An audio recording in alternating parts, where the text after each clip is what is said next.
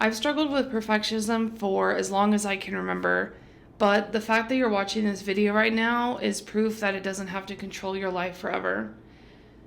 But before we get into the meat of this video, I want to take it all the way back to the beginning, to my very first memory of this affecting me. And it was when I was a little child. I can't remember what age, but elementary school, somewhere around that time. I had gotten this idea in my head that I was going to give both of my parents an eye test. So I made the whole piece of paper and wrote the letters and the numbers on it, and they got smaller. My mom passed, and next up was my dad, who actually wore glasses, and naturally I had him take them off for the test. And whenever he failed the test, I was so internally devastated by this, that he wasn't perfect. And in my brain, that meant he was dumb because he couldn't see these little letters that I had, written on this piece of paper. And I lied to him and told him that he passed because I just was so devastated internally. And that feeling of wanting myself to be perfect and assuming that if you weren't perfect, something was wrong with you, followed me from that point forward. So this happened in school. I was completely obsessed with getting good grades, and if it was anything below 100, I would be sad about it, but anything below a 95, I would start spiraling. It followed me into client work. So whenever I would work with clients, I would obsess about the messages, how they were going to be perceived, and also the work itself. So in both of those contexts, I would double, triple, quadruple check my work, even more than that sometimes, trying to make sure it was absolutely flawless, which just created a lot of inner turmoil and resentment because of how long everything took, when in reality, no one was ever going to know how much detail I put into those things besides me. And they probably would have been fine if I had tried a lot less hard. And the thing that has been affecting me the most is over the past 12 years, I have not been able to show up consistently online to share my thoughts. I touched on that a little bit in the previous video, but yeah, perfectionism has basically ruled my entire life ever since I was young, and that's why I have become very invested in trying to figure out how to overcome it. So that's what we're going to be talking about in this video. First, I want to define what perfectionism actually is. Obviously, it's a need to get things exactly right, but it doesn't exist in a vacuum. It is a reaction to some sort of fear, and it's this attempt to control a situation by eliminating the chaos, because getting something wrong feels like it will lead to ridicule, rejection, failure, and just overall suffering. So as perfectionists, we're all aware of the cost of dealing with this. It affects your happiness. You feel overwhelmed and anxious and depressed. It affects your goals. You can't show up for them, or you miss deadlines because nothing ever feels done, or the goals keep moving further and further ahead, and chasing them feels overwhelming and impossible. In relationships, it creates a situation where you are performing instead of being present, and this is relationships of all kinds.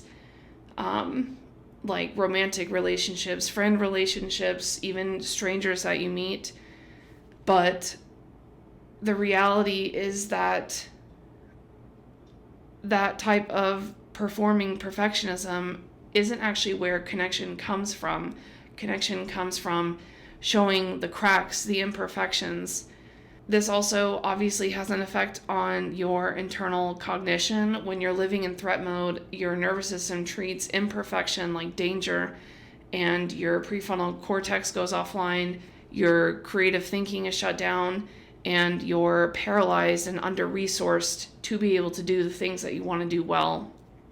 But perfectionism is not random. It is typically a response to a chaotic childhood where you felt out of control.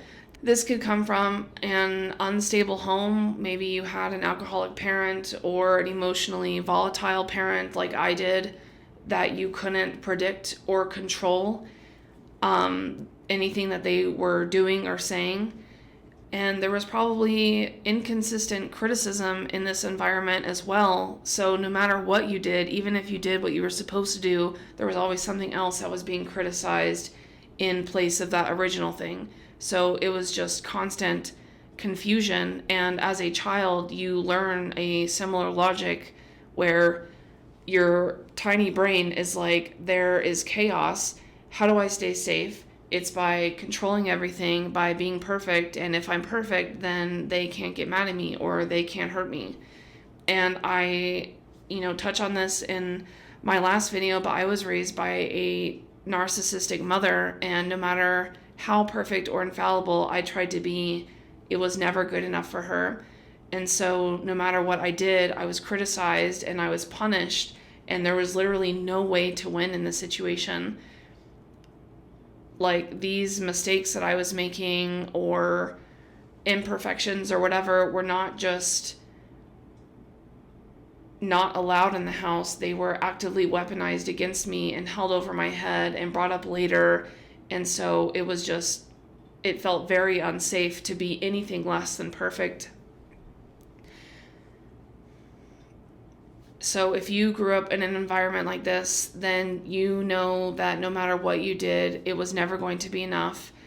And this leaves you feeling out of control. And so a perfectly sane response to feeling out of control is to try and regain control. But this creates a loop and you get stuck in this pattern, and it just keeps creating itself over and over again. So some of the things that have really been interesting to kind of dive into are the paradoxes that perfectionism creates. So number one is the mind cannot define perfect. Your mind tells you, it convinces you while you're working on whatever it is, that there's one correct way to do something. But if you ask it directly, what is the perfect version of this? There is no real answer that comes up. It just keeps saying, not this, not this, not this, but no matter what you do, it will not be perfect. And that is the exact trap that keeps you stuck. And you can try this yourself. Like right now, whatever you're working on that you're trying to make perfect, ask your brain, what does the perfect version of this look like? Because when you ask that question, there's no actual detail it can give that is a satisfying answer. Like, what does the perfect business look like? What does the perfect website look like? What does the perfect relationship look like? These aren't black and white concepts. There's always gray, and it's searching and telling you that there is a black and white answer, and that just doesn't exist. It's a mirage. That said, there are multiple right ways to do anything, and the problem here is that perfectionism pretends that there's only one correct way to do something, but there is no one right way to do anything.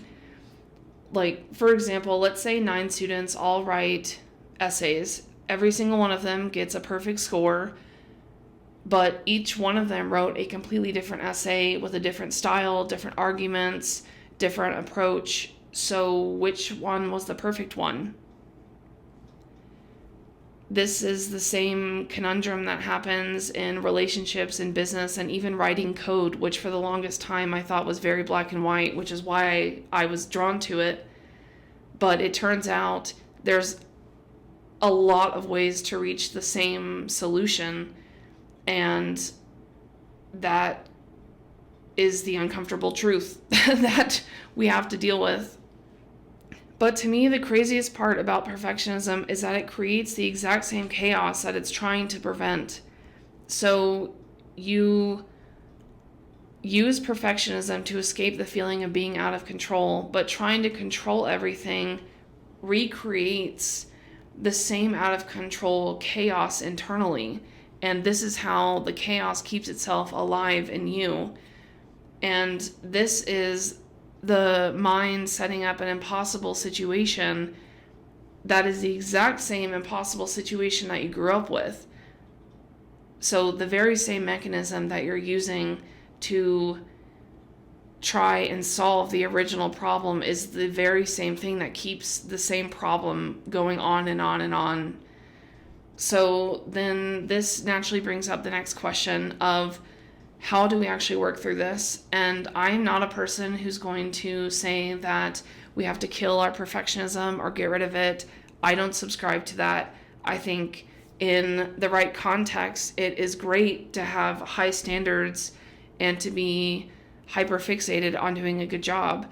However, it becomes not helpful when it affects your mental health or your goals or all of the above. So I'm going to talk about this in two different components. There's going to be an intellectual one and an emotional one, and you need to solve for both of those. So first, I want to talk about the intellectual piece and basically seeing through the mirage of perfectionism. So we already discussed that when you ask the mind, what does perfect even mean? There's no definite answer for that. And even if it were to give you a definite answer, once you reach that point, the goalpost would move to another standard of perfectionism.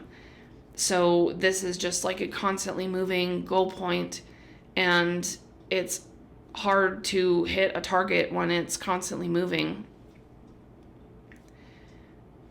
And so the way out is not to try harder to hit that target, it's to change what you're aiming at. And so one of the ways I think about this is using curiosity instead of judgment, like being the scientist of your life, not the judge. You can use a hypothesis to see if a certain thing, once it's done, is a reflection of what you were going after, and iterate over time, but don't always assume that the hypothesis is going to be the correct conclusion for that one task or that one project or whatever, because you as an individual are seeing it from only one perspective, and there's no way, like, you could have someone else walk in the room, see the exact same thing that you just spent hours and days and weeks on, and not have the same conclusion of it being perfect, because that, again, it doesn't exist, and it's all about perspective. Another way to think about this is changing the focus from outcome to the process itself. Instead of asking yourself, how can I make this perfect? You can ask, how can I change my approach to this? How can I enjoy this process more? How do I connect with what's already here? If you listen to artists and musicians, a lot of the times they're going to tell you that the work tells you what it wants to be, but you have to be in the work to hear those signals or to see those signals and get to the outcome that is supposed to happen, not what you perceived should have happened from the very beginning of starting that project. One of the most helpful concepts for me has been to reframe this entirely and choose evolution over perfection. And that looks like reframing it so that instead of chasing a specific outcome, for example, on this series I'm doing, instead of chasing likes or views, I am optimizing for expressing myself. And if you change everything that you do, if you basically reframe the outcome that you're going for, there is no failure if the goal is experience. So that's the intellectual piece. The intellectual piece is necessary, but it's also insufficient. And that's what I want to talk about next. So you want to feel the fear that you have been avoiding by doing something imperfect. You don't want to analyze it more than you already have or intellectualize it more than you already have. You want to actually feel that fear and do it anyway. You can express that fear. You can move the fear through your body, like shaking or going inward, moving around, like physically moving it out. You can feel it all the way with emotional inquiry. You can visualize that bad thing. Like, what is the worst that's going to happen? If that slideshow you put together for a client is not the one that they're going to choose, now what? They're just going to say, no, you make another one for a different client. In these videos, what's the worst that's going to happen? Someone's going to leave a shitty comment. Okay, great. What now? I have to keep going. That's just part of the process. Another thing that has been very difficult for me specifically, and you might relate to this, is feeling good. I think that one of the most surprising things about finding success in a previous business was feeling the success and feeling the joy of that and the pleasure of that, because feeling good can be terrifying when you assume that feeling good means that shit's about to hit the fan, because that's what happened in your household growing up. And you start proactively keeping yourself from feeling good so that you don't have to be fearful of that happening. So to make this really concrete, I find that it's best to experiment, right? Like I said, be the scientist, not the judge. For 12 years, I've wanted to make videos, and for 12 years, my perfectionism got in the way. And that's why I'm doing this 30-day challenge.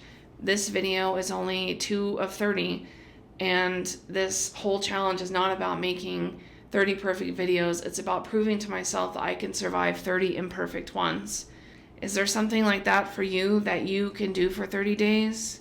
Whether that's at work or in your business or making art or making videos or writing or whatever, how can you practice being imperfect?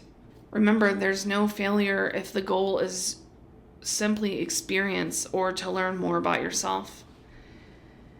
So that's all I have for today. I'll see you in the next one.